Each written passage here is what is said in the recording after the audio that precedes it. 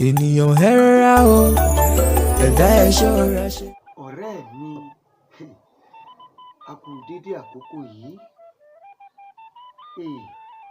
Ìtàn nílé ayé, ohun gbogbo tẹ́dà bá ń là kọjá ó ń bọ̀ wá dìtàn. HMTV, Shomiwa Emmanuel, ẹ máa rántí pé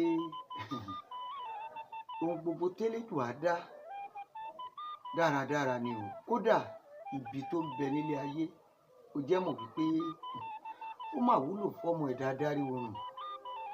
Ihun tó ń là kọjá lónìí tó dàbẹ́ ni wípé ogun ayé ni, kì í ṣe ogun ayé. Ó jẹ́ mọ̀ wípé nígbà míì ìpèníjà tẹ́dà ń là kọjá táyé ń pè ní ibi a máa mú kéèyàn ó gbọ́n. Ibi kì í pani, ogun kì í pani. Ẹni tó bá gbógun láàyè kó pa òun ló máa ń pa o. Ìwọ tó ń gbọ́ mi yìí, ìtàn nílé ayé o, ohun tó ń là kọjá lónìí ó máa dìtàn. Elédùà tó dá ire, tó dá ibi, ó mọ ìdí tó ṣe dá.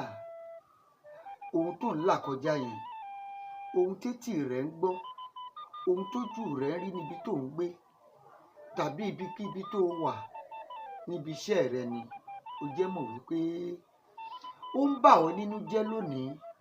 Tó o bá ṣí làákàyè rẹ tó o sì náròjinlẹ̀, ó jẹ́ mọ̀ wípé ọ̀la rẹ ó máa dáa. Má banújẹ́, ilé ayé ó ń bọ̀ wá dìtàn. Tibitire la wálé ayé o. Má wo ibi tó ń là kọjá yẹn, má wo ìpọ́njú tó ń là kọjá yẹn.